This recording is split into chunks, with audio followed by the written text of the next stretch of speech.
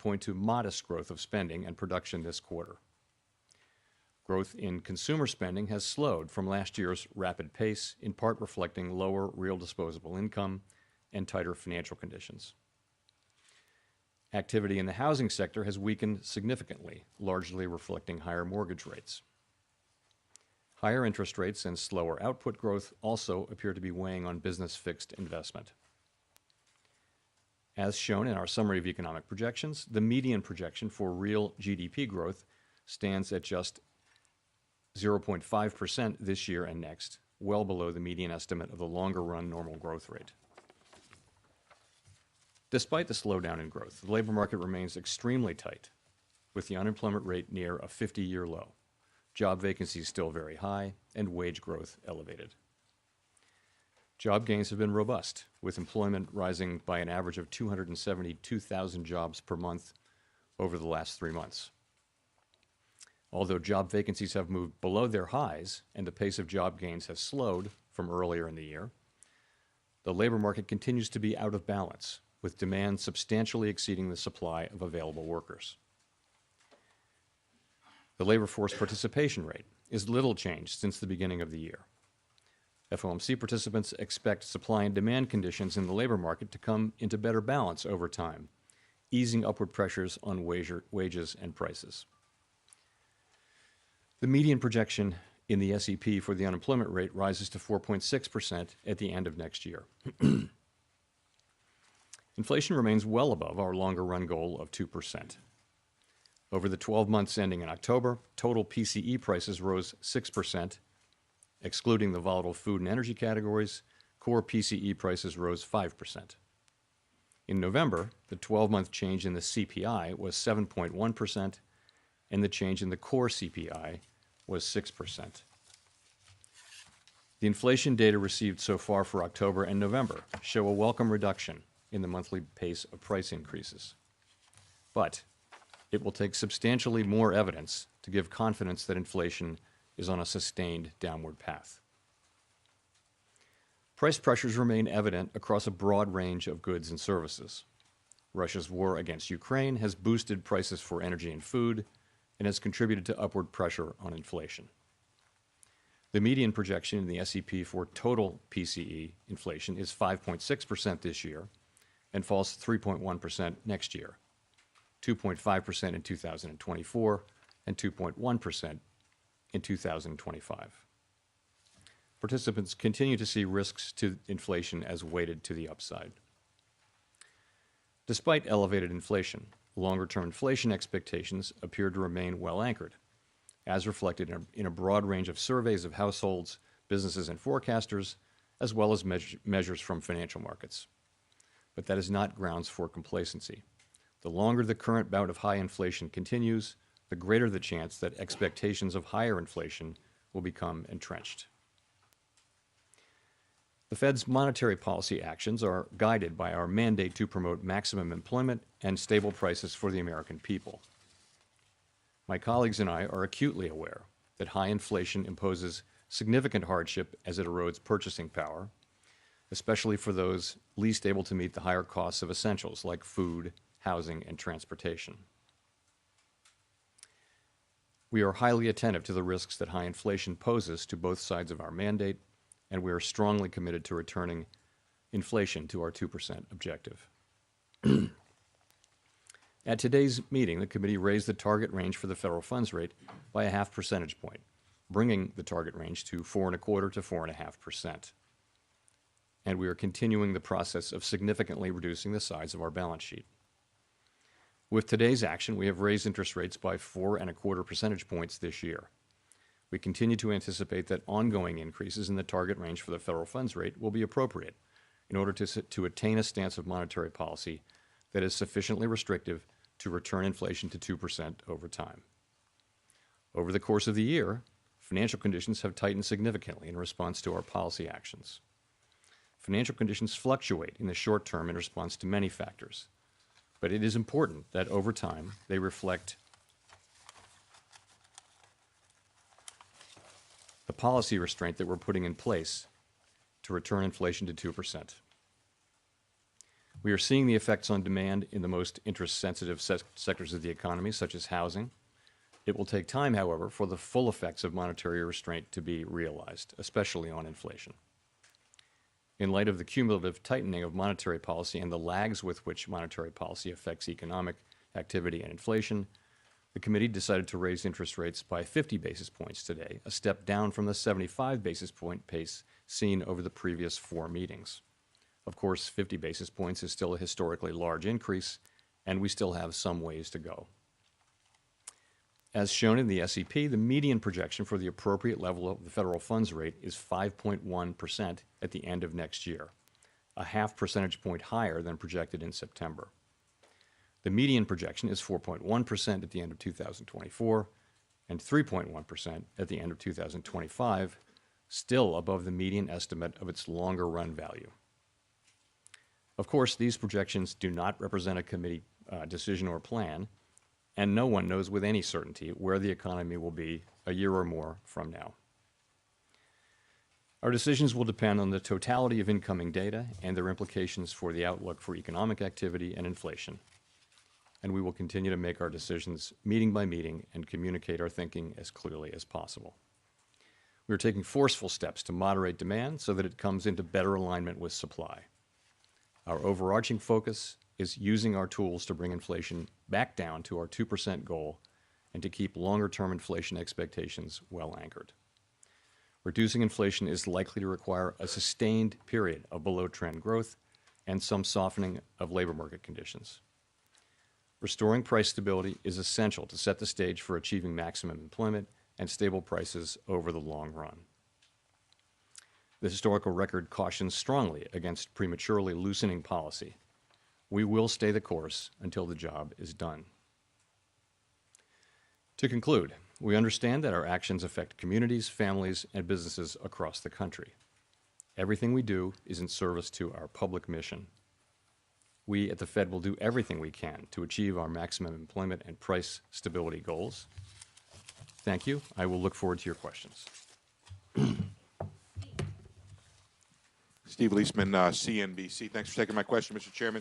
You just talked about the importance of market conditions reflecting the policy restraint you put in place. Since the November meeting, the 10-year has declined by 60 basis points. Mortgage rates have come down. High-yield credit spreads have come in. The economy's accelerated, and the stock market's up 6%. Is this loosening of financial conditions a problem for the Fed in its effort and its fight against inflation? And if so, do you need to do something about that, and how would you do something about that? Thank you. So as I mentioned, it is important that overall financial conditions continue to reflect the policy restraint that we're putting in place to bring inflation down to 2%. We think that financial conditions have tightened significantly in the past year, but our policy actions work through financial conditions, and those in turn affect economic activity, the labor market, and inflation. So what we control is our policy moves and the communications that we make. Financial conditions both anticipate and react to our actions. I would add that our focus is not on short-term moves, but on persistent moves, and many things, of course, move financial conditions over time.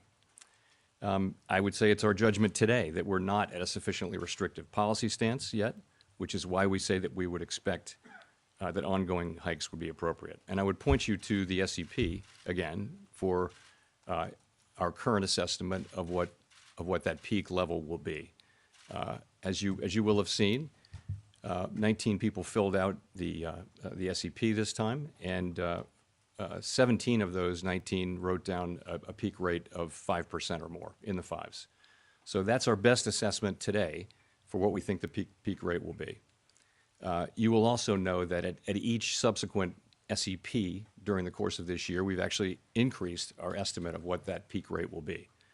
And today, the SEP that were published shows that, again, that overwhelmingly FOMC participants believe that inflation risks are to the upside. So I can't tell you confidently that we won't move up our estimate of the peak rate again at the next SEP. I don't know what we'll do. It will depend on future data.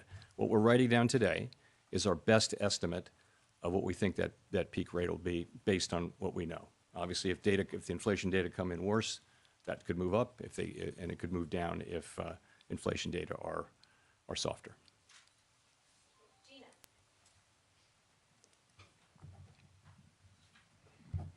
Gina Smilik, New York Times. Thanks for taking our questions.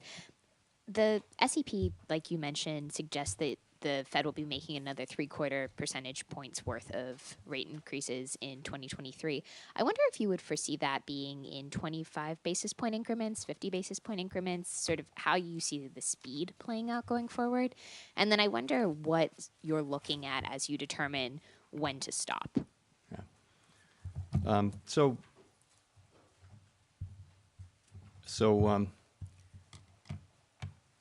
As I've been saying, as we've gone through the course of this year, as we lifted off and got into the course of the year, and we saw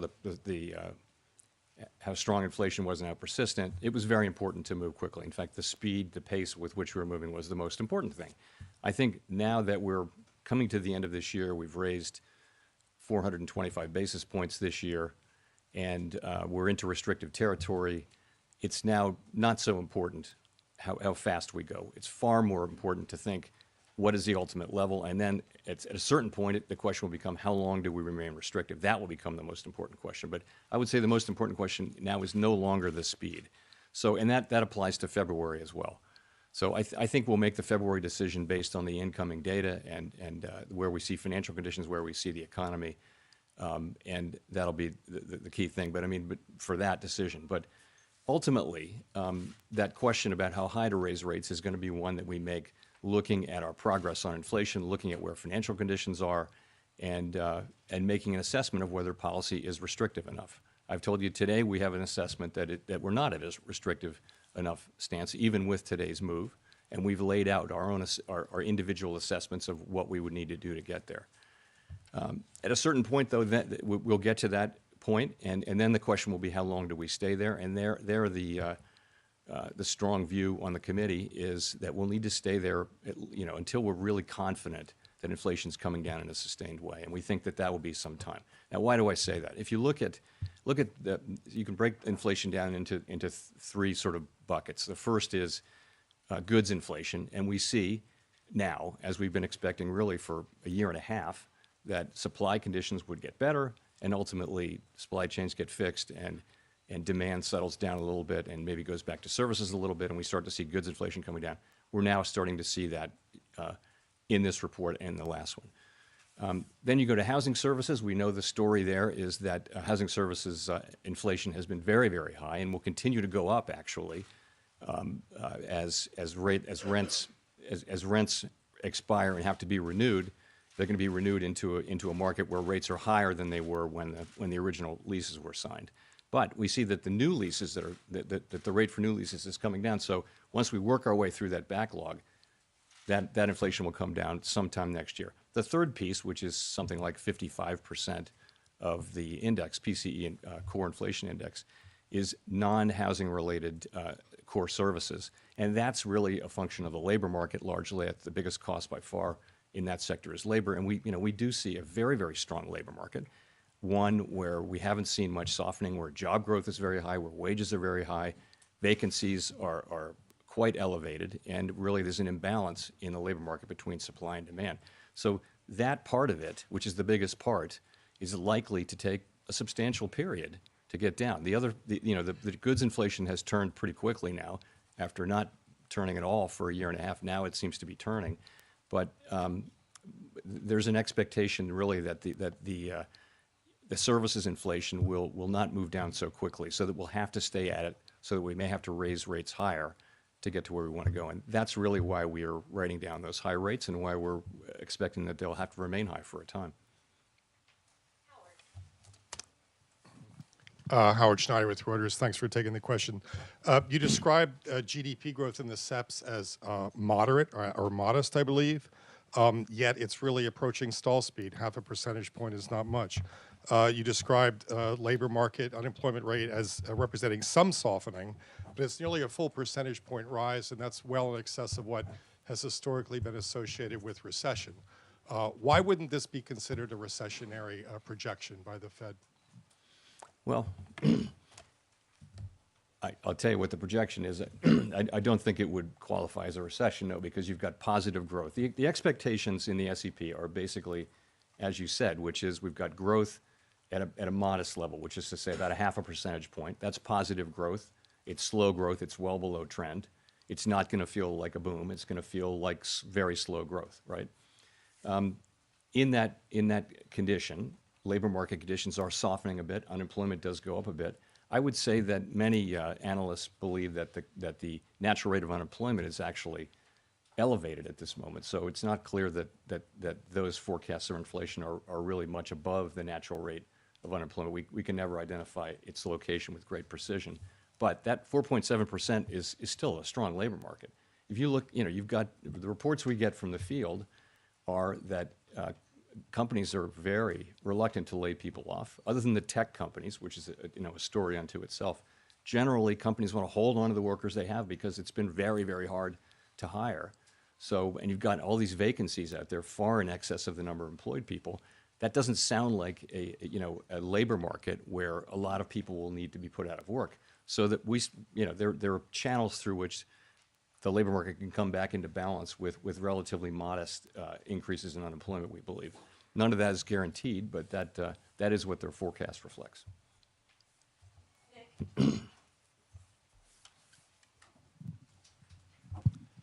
Thanks, Nick Timmeros of the Wall Street Journal.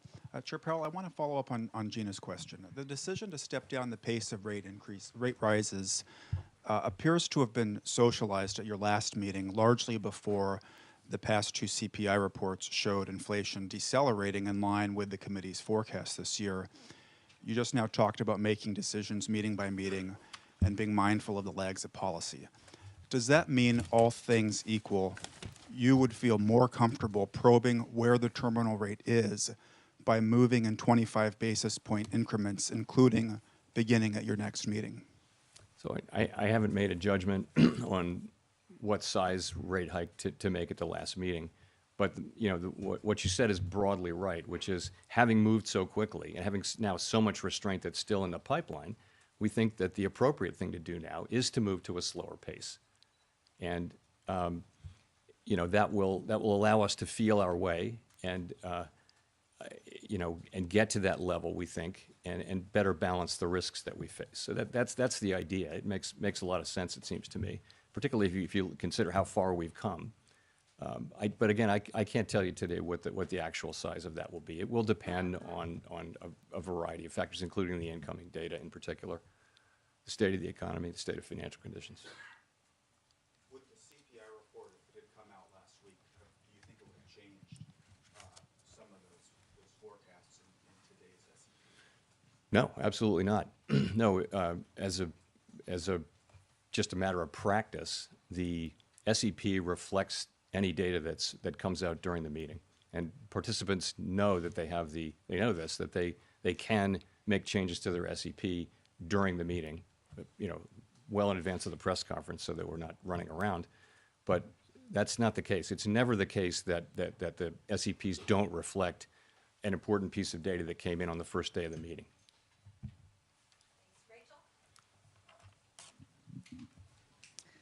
Hi, Chair Powell. Rachel Siegel from the Washington Post. Thank you for taking our questions. I'm wondering if we could talk about the projection for the unemployment rate. Why has the Fed raised its unemployment projection? Is it because the models suggest that a higher terminal rate would automatically cause a higher unemployment rate? Or are you seeing signs that the labor market isn't quite as strong as we think it is now? Thanks. No, it's not about the strength of the labor market. The labor market is clearly very strong. It is more just that, by now, we've continually expected to make faster progress on inflation than we have ultimately, and that's why the peak rate for this year goes up between this meeting and the September meeting. You see the fact that we've made less progress than expected on inflation, so that's why that goes up, and that's why unemployment goes up, because we're having to tighten policy more, and so it didn't go up by much in the meeting, I don't think, but that's the idea is.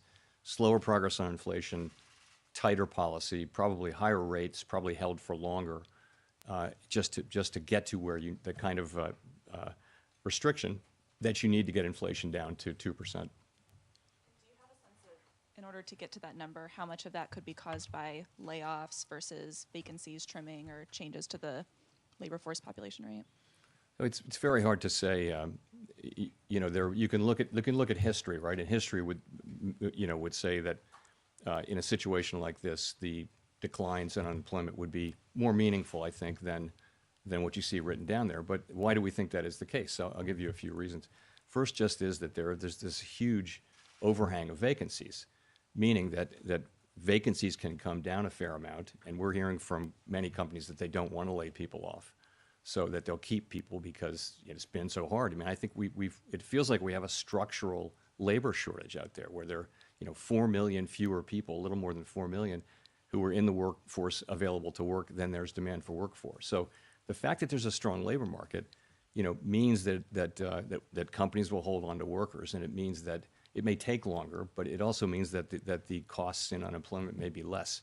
Again, that we're going to find out empirically, but I think that's a reasonably possible outcome, and you do hear many labor economists believe that it is. So we'll see, though.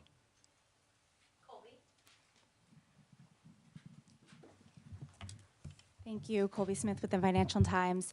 How should we interpret the higher core inflation forecast for 2023 in the SEP? Does that not then suggest that the policy rate currently forecasted for next year should actually be higher than the 5.1 medium estimate penciled in?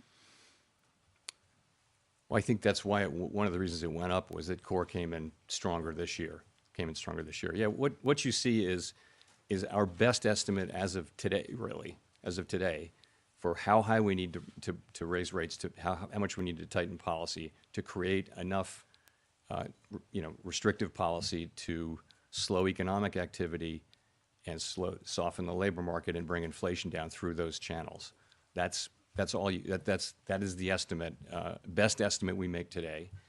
And as I mentioned, we'll make another estimate for the next SEP, and we'll, of course, between meetings we do the same thing, but we don't publish it.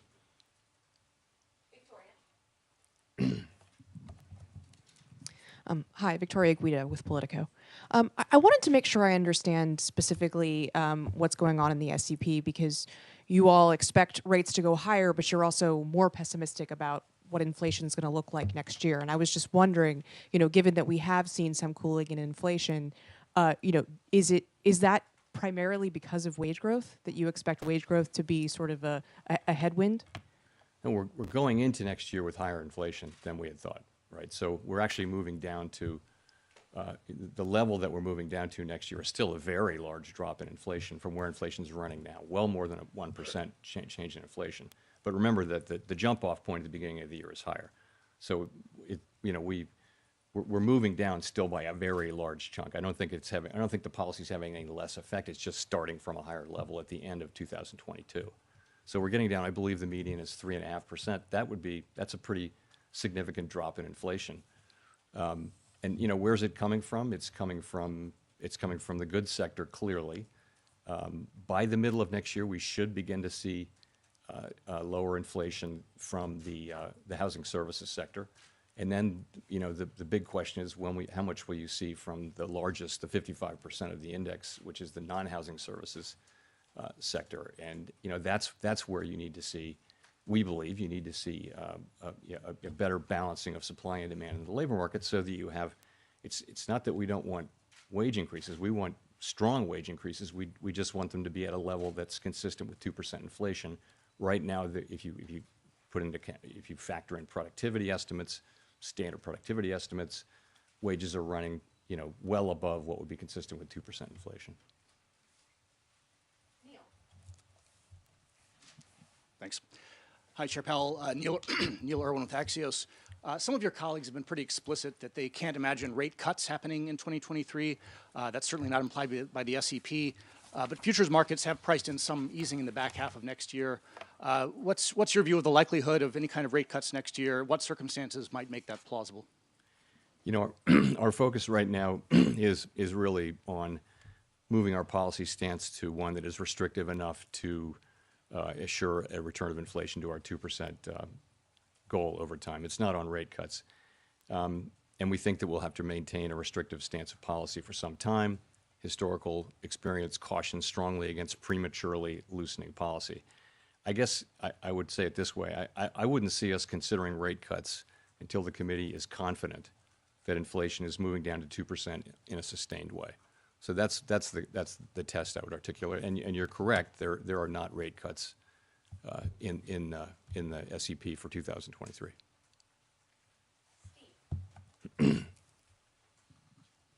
Steve Matthews with Bloomberg. Let me ask you about China. In the last few weeks, China has abandoned its COVID policy and been reopening pretty strongly. I'm wondering if you see that as disinflationary because you're seeing supply chains improve, or inflationary because it obviously brings a lot more demand globally, improves the global outlook for growth and for commodities prices.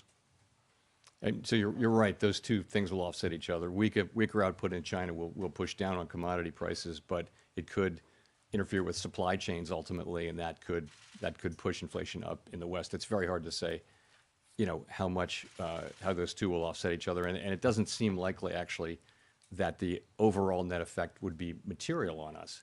But to your point, China faces a very challenging situation in reopening. We've seen waves of COVID all around the world can interfere with economic activity. China, a very critical manufacturing place for manufacturing and exporting. Their supply chain is very important. And China faces a reopening. They've backed away from their COVID restriction policies. There could be very significant increases in COVID, and we'll just have to see. It's a risky situation. But again, it doesn't seem like it's likely to have material overall effects on us. Hi, Chris Rugaber at Associated Press. Thank you for taking my question. I wondered if you could comment a bit more about yesterday's inflation report. I mean, it showed inflation cooling in all three of the categories that you laid out at Brookings. Are you confident that you're seeing real progress on getting inflation under control? Are you still worried it could slip into some kind of unentrenched, upward spiral? Thank you. Right. So the data that we've received so far for October and November, we don't have we have some remaining data to get in November, but they clearly do show a welcome reduction in the monthly pace of price increases. As I mentioned in my opening statement, it will take substantially more evidence to give confidence that inflation is on a sustained downward path. So the way we think about this is this. This report is very much in line with what we've been expecting and hoping for. And what it does is it provides greater confidence in our forecast of declining inflation. As I mentioned, we've been forecasting significant declines in overall inflation and core inflation in the coming year. And this is the kind of reading that it will take to support that. So really this gives us greater confidence in our forecast rather than at this point changing our forecast. In terms of the pieces, we have been expecting goods inflation to come down as supply chain pressures eased. That's happening now. Housing services, as I mentioned, there is good news in the pipeline as long as new housing leases show declining inflation. That will show up in the measure around the middle of next year, so that should help.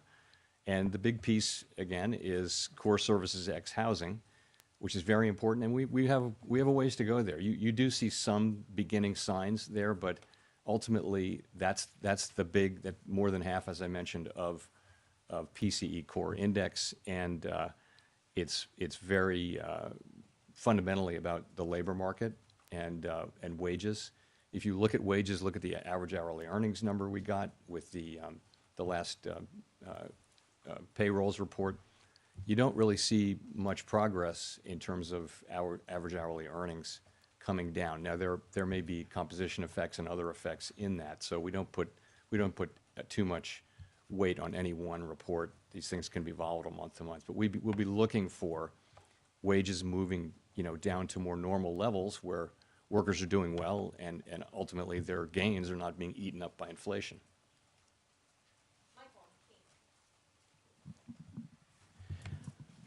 Excuse me, Michael McKee from Bloomberg Radio and Television.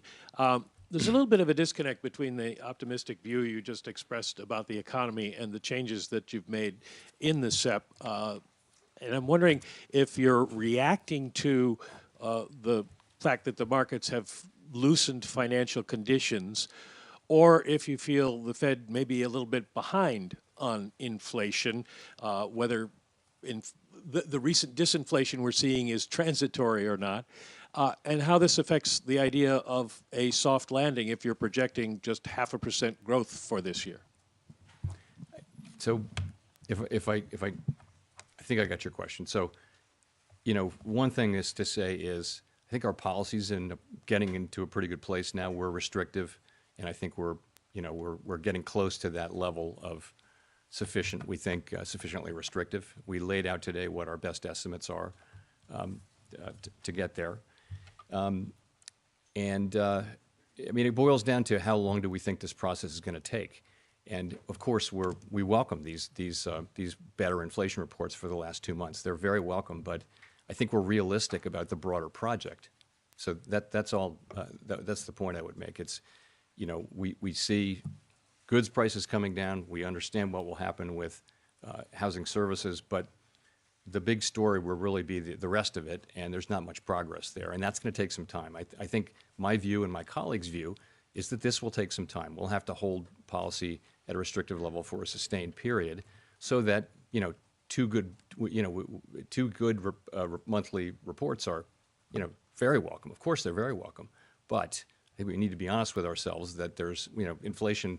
12-month core inflation is 6% CPI. That's 3 times our 2% target. Now, it's good to see progress, but let's just understand we have a long ways to go to get back to price stability. Well, do you think the soft landing is no longer achievable? No, I wouldn't say that. No, I don't say that. I mean, I would say this, to the extent we need to keep rates higher and keep them there for longer and inflation, moves up higher and higher, I think that narrows the runway. But lower inflation readings, if they persist in time, could certainly make it more possible. So I don't think anyone knows whether we're going to have a recession or not, and if we do, whether it's going to be a deep one or not. It's not knowable, and certainly, lower inflation reports, were they to continue for a period of time, would increase the likelihood of a. So I would put it this way: of a return to price stability that involves significantly less of an increase in unemployment than would be expected given the historical record.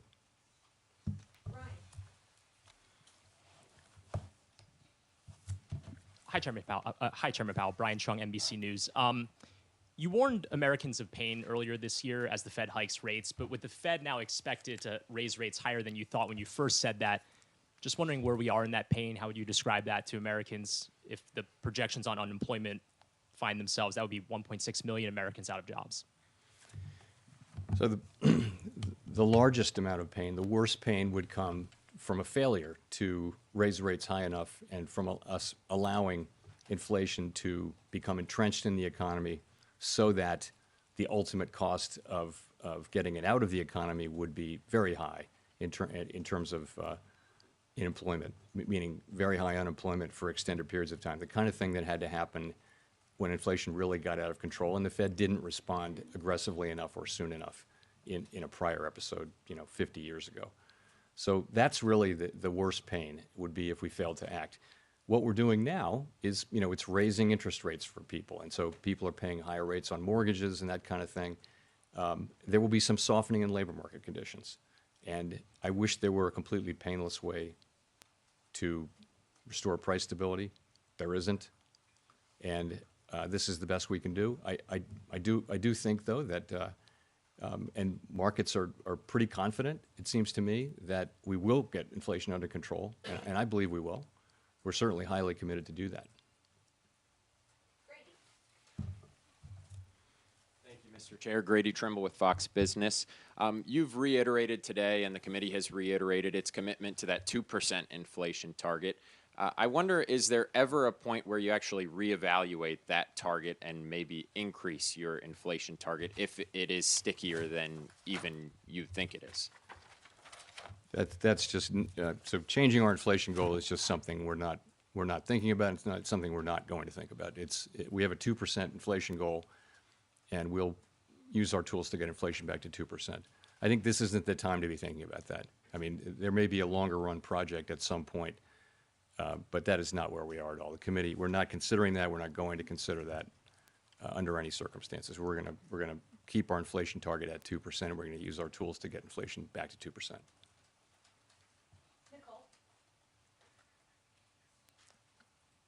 Thank you, Chairman Powell. Nicole Goodkind, CNN Business. As you monitor wage growth and unemployment data, I wonder if you're paying close attention to a sector or even income level. Like, how do you factor potential exacerbations of inequality into your risk calculations, especially given the K-shaped recovery of 2020? So I would go back to the labor market that we had in 2018, 19, 20. So what that looked like was wage increases for the people at the lowest end of the income spectrum were the largest. The gaps between racial groups and gender groups were at their smallest in recorded history. All of that because of a tight labor market. A tight labor market which had inflation running, just a tick below 2%, and the economy growing right at its potential. So that seems like something that would be really good for the economy and for the country if we could get back to that. And so that's what all of us want to do. We want to get back to a long expansion where the labor market can remain strong over an extended period of time. That's a really good thing for workers in the economy, and we'd love to get back to that. That's what our goal is.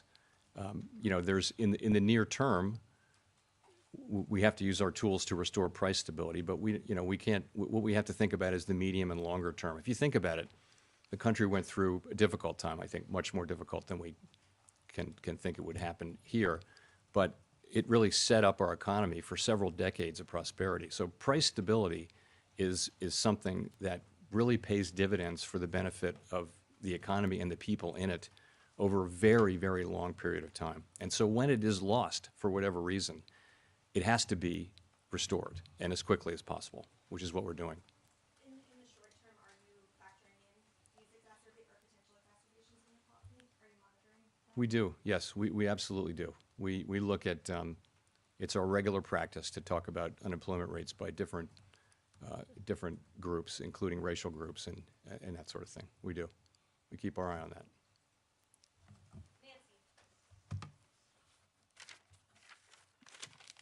Hi, Nancy Marshall-Genzer with Marketplace. What would you do if the economy slows so much that we enter a recession before we see strong, consistent signs that inflation is slowing? In other words, stagflation. So I don't want to get into too many hypotheticals, but it's hard to deal with hypotheticals. So let me just say that we have to use our tools to support maximum employment and price stability. I've made it clear that right now the labor market's very, very strong. You're at near a 50-year low. You're at or above maximum employment, in 50-year low in unemployment. Vacancies are very high. Nominal wages are very high. So the labor market's very, very strong.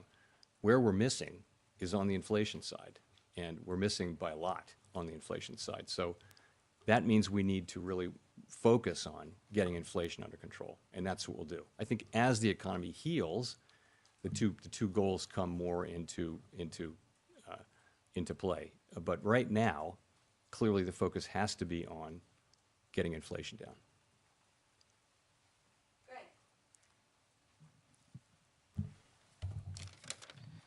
Thank you, Chairman Powell. Greg Robb from MarketWatch. You spoke a little bit ago. You said that the U.S. it looks like we have a structural labor shortage in the economy. Could you expand on that? Talk a little bit more about that. And really, are you talking about getting Congress action on increasing like legal immigration, things like that? Thank you. So what I meant by that, the structural labor shortage, is if you look at where we are now, as I mentioned.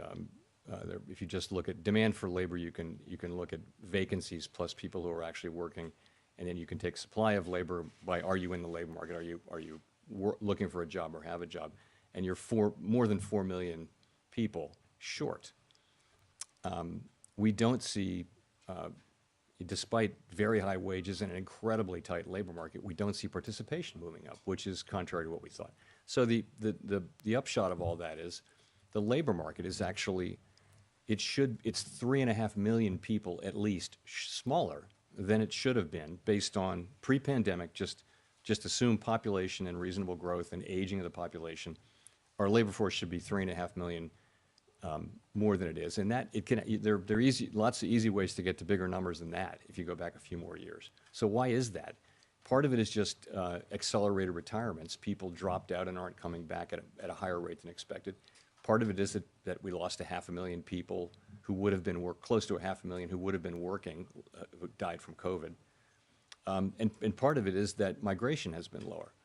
We don't prescribe, it's not our job to prescribe things, but I think if you ask businesses, pretty much everybody you talk to says there aren't enough people. We need more people. So I tried to identify that in a speech I gave a month ago, but I stopped short of telling Congress what to do because they gave us a job, and we need to do that job.